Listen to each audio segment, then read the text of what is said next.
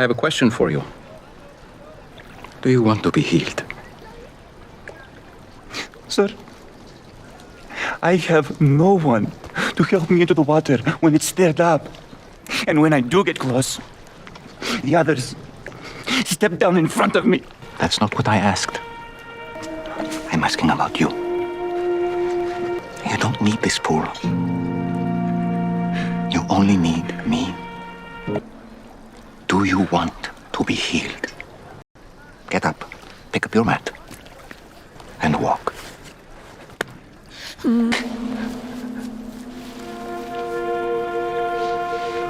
When you talk about grace, we often think of it as God's unearned favor, His gift to us even when we don't deserve it. And while that's absolutely true, there's more to grace than just favor. Grace is also His mercy, His power, and His ability to bring complete transformation into our lives. But here's the key. Grace is given to those who desire to be made whole. Much like the man Jesus healed at the pool of Bethesda. Now, you might be wondering, what does it mean to be made whole? Think about the story in John 5 where a man who had been crippled for 38 years was lying by the pool waiting for someone to help him into the water. Jesus approached him and asked, "Do you want to be made well?" The man explained his predicament, and Jesus simply replied, saying, "Rise, take up your bed and walk." The healing was immediate, but it required that the man responded in faith. The grace for healing was available, but it came with the question of willingness. This is a perfect picture of how God's grace works in our lives today. Many of us are like that man, waiting for God to move, for something miraculous to happen. Maybe you're waiting for healing in your body, whether it's from cancer, HIV, or something else that seems impossible to overcome. Maybe you're looking for restoration from something painful like a broken relationship. Whatever it is, the question remains, do you want to be made whole? Before we go further, I want to share my personal testimony about how God's grace transformed my life and made me whole. My testimony goes like this. In my 20s, I was a womanizer, but I was unaware that this behavior was rooted in a generational curse until 2008, when my mentor, Prophet Bishop Richard Mackenzie, revealed it to me. He told me that God would remove this curse if and only if I got close to Him. At first, I was in denial, thinking my thoughts were my own, unaware that a demon had been assigned to exploit the vulnerability caused by an immoral mistake from a distant ancestor in my bloodline. Reality hit me one day when I experienced a sudden, uncontrollable strong sexual urges that led to porn addiction and masturbation. It felt as if though a creature was compelling me to act.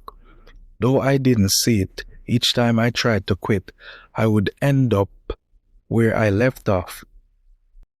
At one point, I even had a 1 terabyte hard drive filled with downloaded content, which I erased multiple times, but always found myself downloading again. I was in a deep, dark hole, disconnected from the presence of God because of my sexual immorality. I cried out to God, feeling dirty and low. Even after repentance, the struggle didn't stop.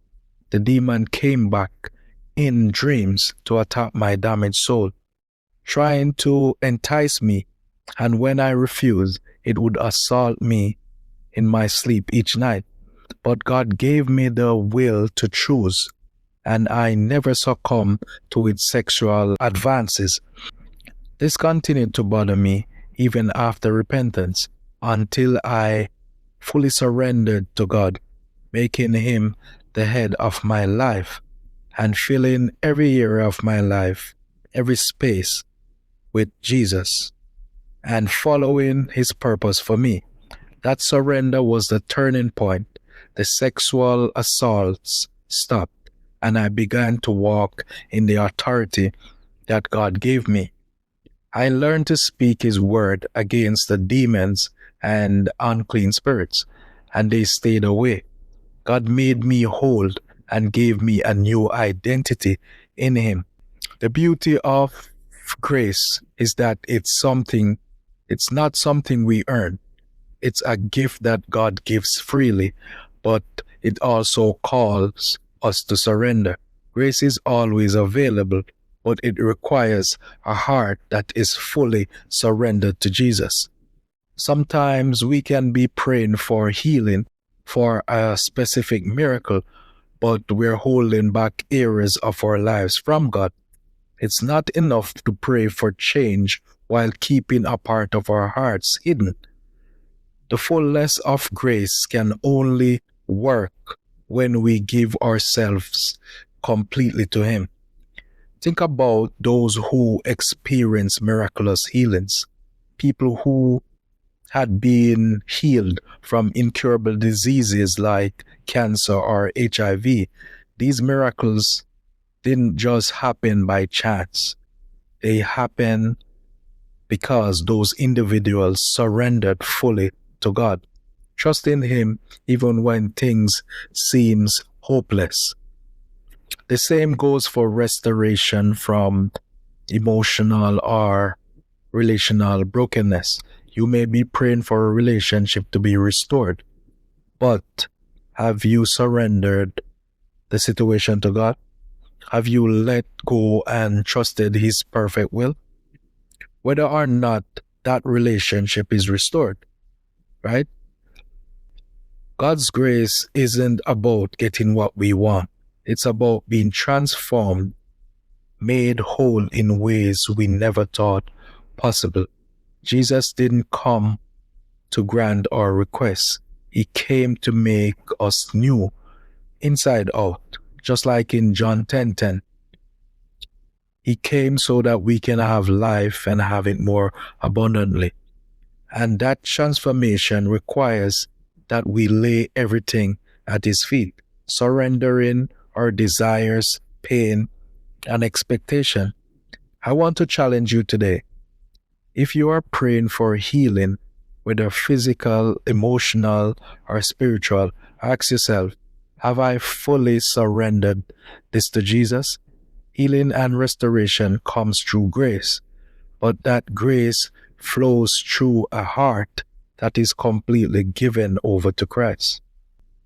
Whether you're facing a medical diagnosis, an emotional scar, or even just uncertainties of life, know that God's grace is enough, but you have to let go and trust Him with everything. Like the man at the pool of Bethesda, you must be willing to say, "Yes, Lord, I want to be made whole."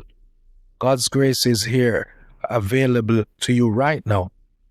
It's the grace that heals, restores, and makes all things new.